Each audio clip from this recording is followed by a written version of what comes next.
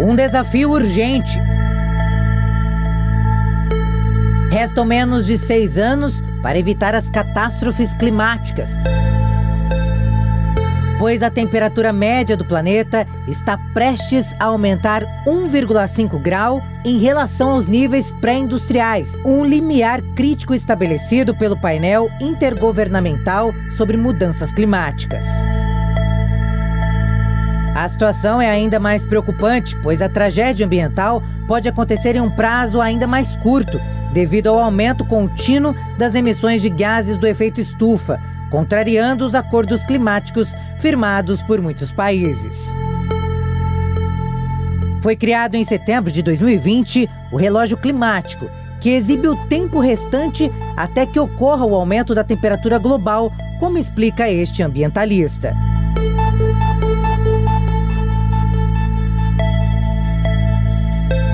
O relógio do clima foi instituído em Nova York como um grande display que fica o tempo todo apontando quanto tempo ainda nós vamos levar para atingir a média de 1,5 graus até 2100, que foi o Acordo de Paris.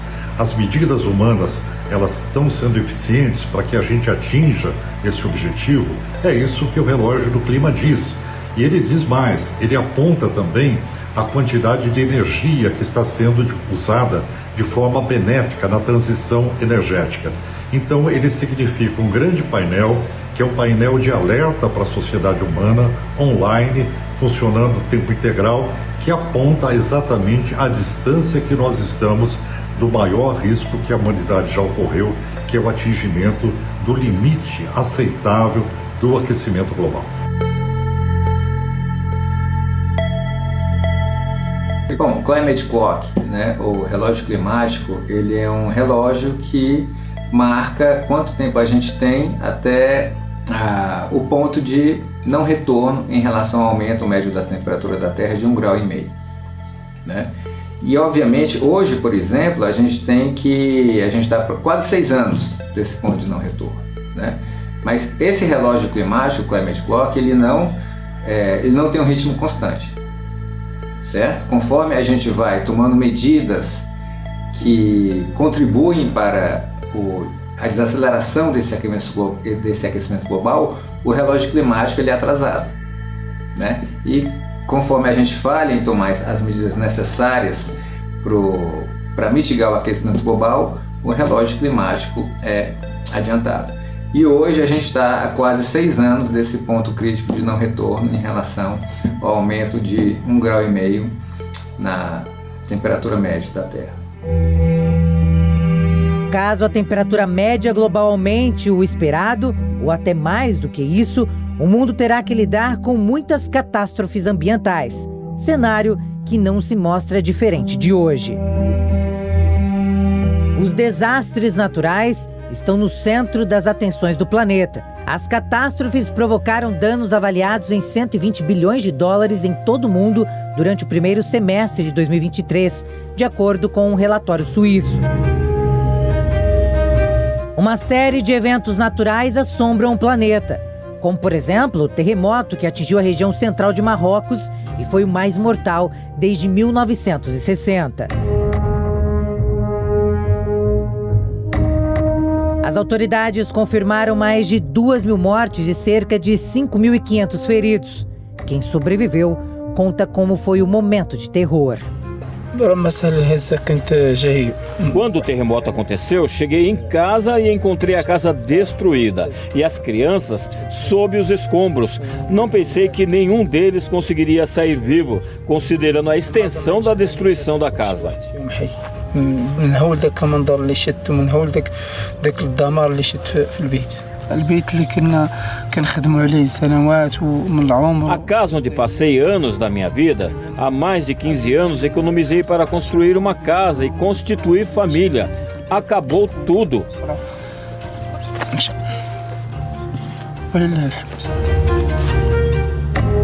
O Serviço Geológico dos Estados Unidos informou que o terremoto foi de magnitude 6,8, com epicentro de 71 quilômetros a sudoeste de Marrakech. A cidade, destino turístico, foi duramente atingida pelo tremor. Segundo este médico, muitos pacientes recebem tratamento físico e psiquiátrico. Voir dans les minutes que viennent après. O que podemos observar nos minutos seguintes a um terremoto ou desastre é o que chamamos de estado de estresse agudo, com sintomas de ansiedade, sintomas físicos, é claro, inicialmente, e às vezes palpitações. Physique, bien sûr, dans un premier temps, des fois des palpitations. Este rapaz conta que tem sido dias de tristeza e que o jeito que conseguiu para amenizar a angústia é doar sangue para quem precisa. Uma verdadeira corrente de solidariedade. Meu pai me aconselhou a vir doar sangue, porque os centros de transfusão de sangue estão precisando. Como você pode ver, há uma enorme demonstração de solidariedade entre os marroquinos, com muitas pessoas fazendo fila do lado de fora sob o sol. É emocionante testemunhar o compromisso de nossos cidadãos, e até mesmo estrangeiros, que não têm conexão direta com o desastre e se juntaram a nós. É lindo de se ver.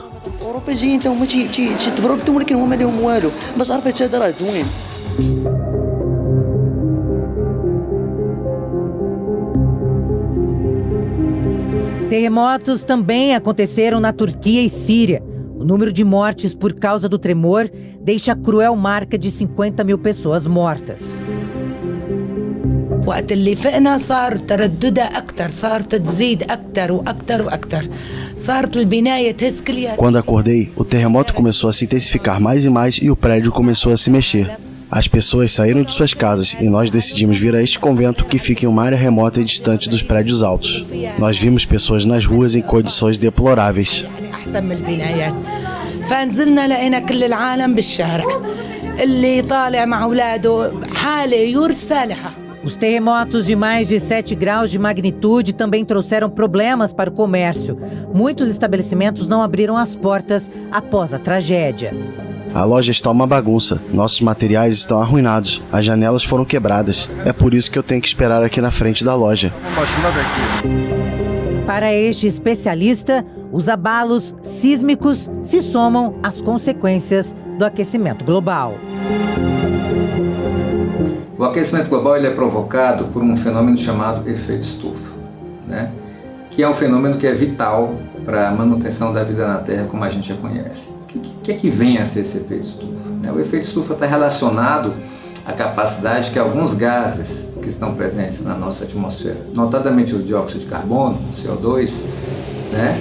A capacidade que ele tem de absorver calor, absorver e reter esse calor na atmosfera. Né? Principalmente esse calor que, digamos assim, foi absorvido durante o dia, né? Então, é graças a esse fenômeno chamado efeito estufa que a Terra, que, por exemplo, as temperaturas durante a noite não caem abaixo de zero. Por quê? Porque a atmosfera consegue reter o calor que foi irradiado durante o dia, né? Então, o efeito estufa ele garante estabilidade, um grande nível de estabilidade climática ao planeta, certo? Agora, o que acontece é que a gente está intensificando esse efeito estufa pelo aumento da concentração de alguns gases que têm esse potencial de aquecimento global, ou seja, que contribuem para o efeito estufa, dos quais o dióxido de carbono é o principal, né? Existem outros, como o metano, como o óxido nitroso, como o hexafluoreto de enxofre e por aí vai. Como é que a gente está intensificando esse efeito estufa e, por tabela, o aquecimento global? Né? Bom, a gente está aumentando a concentração de CO2 na atmosfera, principalmente pela queima de combustíveis fósseis, né? E também pelo desmatamento em várias regiões do planeta, né? Então, toda vez que a gente pega combustível fóssil, né, e queima, onde que esse combustível fóssil estava? Ele estava localizado no subsolo, sob a forma de petróleo, gás natural, carvão mineral, né? Quando a gente retira esse carbono que estava isolado do sistema atmosférico, queima esse carbono e lança dióxido de carbono na atmosfera, a gente está aumentando a concentração de dióxido de carbono na atmosfera e, por consequência, a gente está intensificando, aumentando a capacidade que a atmosfera tem de reter calor, né?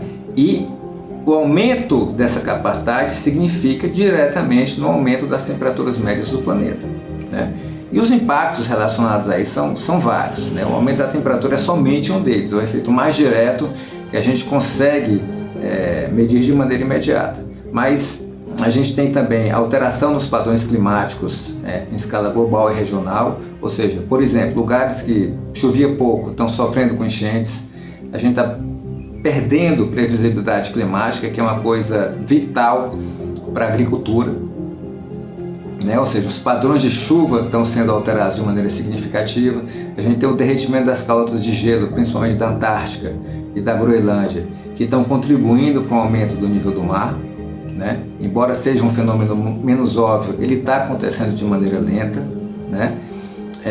A gente tem um aumento na frequência e intensidade de eventos climáticos extremos, né? Como furacões, tornados, tempestades e assim sucessivamente, né? Está tendo intensificação desses fenômenos.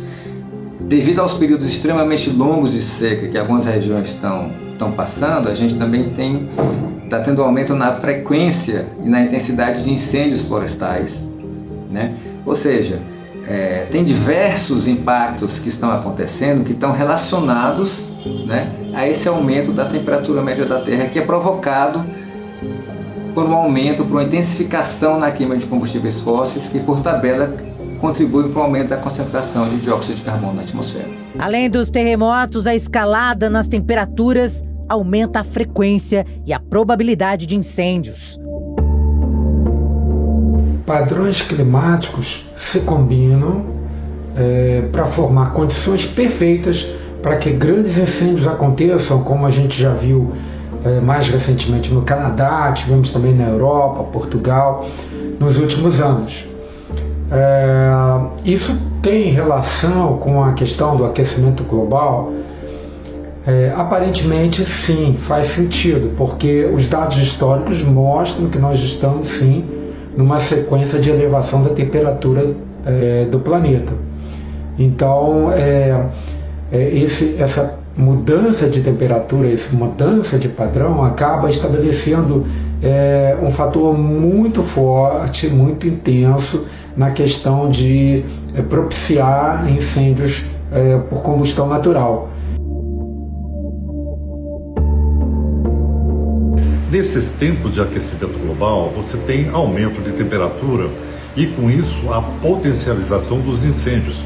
Isso acontece na Califórnia, no Canadá, na Península Ibérica, na Grécia, na Itália e também no Brasil, na região da Amazônia e, frequentemente, também na região do Pantanal. E para evitar a perda de biodiversidade, de florestas e até mesmo vidas humanas, é preciso que a humanidade trabalhe de forma preventiva para impedir os incêndios. Evite o risco do que ocorreu na região do Havaí, onde uma centena de pessoas perdeu a vida e uma cidade inteira foi destruída.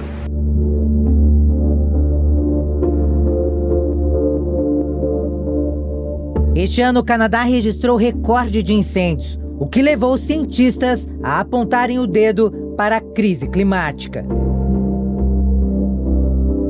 Um estudo mostra que temporadas de incêndios desta intensidade são pelo menos 7 vezes mais propensas de ocorrer como resultado da queima de combustíveis fósseis. Claire Burns, de Londres, e autora do estudo, disse que enquanto continuarmos a aquecer o planeta, estes tipos de eventos vão se tornar cada vez mais frequentes e mais intensos. O Canadá sofre com a onda de incêndios mais devastadora já registrada. Mais de 15 milhões de hectares foram queimados, uma área maior que a Grécia e mais que o dobro do recorde anterior, registrado em 1989. Cerca de 200 mil pessoas tiveram de deixar suas casas. Ao menos 4 morreram. O incêndio de florestas resinosas, como aconteceu no Canadá, esse ano de 2023, se tornou uma situação quase que incontrolável, não é? Muitos dos pontos de incêndio não podiam ser controlados. Então, a devastação é enorme. Além do lançamento de carbono para a atmosfera, cerca de 200 mil pessoas foram deslocadas de suas residências. A pluma de poluição, principalmente com material particulado, atingiu a região nordeste dos Estados Unidos, a cidade de Nova York, e a pluma de poluição chegou a ser detectada na Europa. Então, é preciso você conter o aquecimento global para evitar esses episódios que trazem tragédias do ponto de vista de devastação ambiental, de biodiversidade, de danos à saúde pública e praticamente situações incontroláveis devido ao excesso de calor. O violento incêndio florestal que varreu uma cidade na ilha de Maui, no Havaí, já é considerado o mais mortal registrado nos Estados Unidos no último século. O que aconteceu neste paraíso é sinal que algo precisa ser feito urgente. Eu senti que ia morrer porque era só fogo enchendo o estacionamento e tudo. E eu tive que colocar minha máscara e colocar uma toalha no meu rosto e começar a andar. Então, quando estávamos saindo, eu saio primeiro, estou todo arrumado como se tivesse roupas grossas em mim, camada dupla, camada tripla, e eu olho e está tudo vermelho.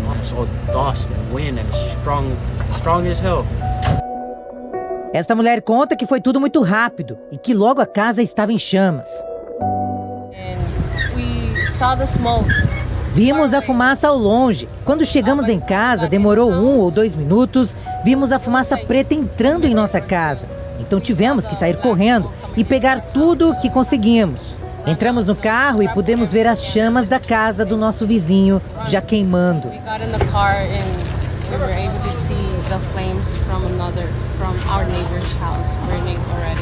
Padrões climáticos se combinam para criar condições perfeitas para que incêndios devastadores aconteçam. Então a gente tem um cenário que a gente pode chamar de a tempestade perfeita. A gente tem um aumento da temperatura dessas regiões, a gente tem um período extremamente longo de seca, né, que foi provocado por conta dessa mudança climática que a gente está presenciando, e nesse âmbito a gente tem que a probabilidade da gente ter incêndios e queimadas em grandes regiões florestais é enorme, né? E é isso que efetivamente a gente tem verificado na prática.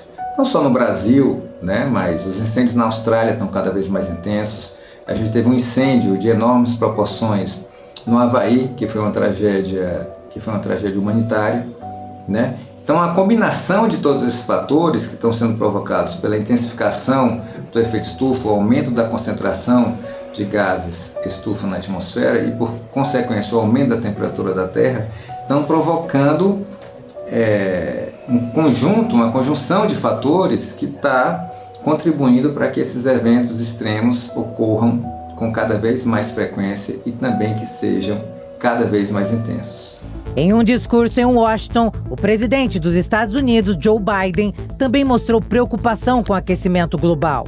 Este ano, o mandatário destinou $1 bilhão para combater as mudanças climáticas nos países em desenvolvimento.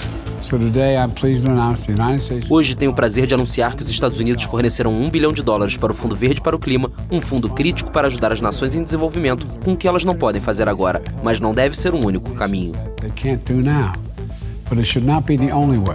Para analistas, são vários caminhos para frear a crise climática no mundo. Para conter as mudanças climáticas, o principal objetivo é reduzir maciçamente o uso de combustíveis fósseis. E isso implica numa mudança da matriz energética global, saindo da matriz do petróleo e gás para outras matrizes renováveis que não sejam poluentes. Além disso, além de você reduzir e eliminar os combustíveis fósseis, é muito importante diminuir a escala de intensos impactos que a humanidade gera. Por exemplo, estimulando o transporte coletivo, otimizando o transporte sobre trilhos, ou seja, mudando o modelo de transporte da sociedade, mudando o modelo de energia da sociedade, mudando o modelo de economia da sociedade para um modelo de sustentabilidade. Ministros do Meio Ambiente da América Latina e do Caribe se reuniram no Panamá e falaram sobre uma proposta comum para levar à Conferência das Nações Unidas sobre Mudanças Climáticas, a COP28. A reunião ministerial faz parte da Semana do Clima da América Latina e do Caribe, que reúne cerca de 3.000 delegados de governos locais e nacionais, povos indígenas, sociedade civil e setor privado. A COP28 ocorrerá de 30 de novembro a 12 de dezembro em Dubai, nos Emirados Árabes Unidos, e abordará temas como a redução das emissões dos gases do efeito estufa, a eliminação gradual dos combustíveis fósseis, a exploração de energias renováveis e a assistência a países em desenvolvimento, entre outros assuntos. A COP28, ela traz, em sua essência, vários problemas. O primeiro deles é que o país que cedia a conferência é um país que é ligado à matriz energética do petróleo. Ele produz e ele exporta petróleo. Então há um conflito de interesses e o país anfitrião, ele exerce uma enorme influência do direcionamento na posição da conferência com relação à sua agenda. A segunda questão é que o país não é democrático. Isso impede manifestações que impulsionam como elemento de controle social para decisões mais progressistas. E o terceiro ponto é a questão geopolítica extremamente complicada hoje, que impede que os países, quando vão à mesa de negociação, eles se desliguem dos problemas econômicos, dos problemas armamentistas, dos problemas geopolíticos globais e se foquem exclusivamente na questão da solução do problema vital para a humanidade, que é a questão das mudanças climáticas. Então, o que se espera é que as futuras conferências sejam realizadas em condições melhores para que as decisões sejam, de fato, progressistas. Não faltam avisos trágicos aos governantes de que os desastres climáticos estão cada vez mais rigorosos. Apesar da escalada de prejuízos que já atingiu vários países, inclusive o Brasil, segundo ambientalistas, as autoridades continuam a agir como se o meio ambiente fosse o mesmo de antes. Nós vivemos numa realidade de um novo normal climático e os países ainda não incorporaram para suas políticas públicas essa realidade. Então o Brasil, por exemplo, necessita focar em políticas públicas a sua adaptação climática. E a adaptação climática no Brasil, ela envolve uma capacitação das prefeituras, dos estados e da própria União no enfrentamento aos efeitos das mudanças climáticas.